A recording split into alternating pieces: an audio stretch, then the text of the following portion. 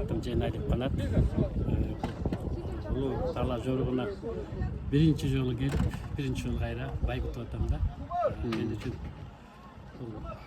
жашоомдогу бир Аттын тукуму? жакшы нерсе. Бул эме өстүн эле тукум, новокыргызский парадалар. Кыргыздын ба? Нарында тууга, нарында өскөн. Үч атпен келдиңиздер бүгүн, э? Биздики 5 ат оюн дережеси менен 5 ат эле, анан 3 атыбыз менен кирдик. Буюрса жакшы. Казак туугандарыма дагы көп рахматтарымды айтам. Мамилелери жакшы, бизге мындай эч кандай жолтоо болгон жок.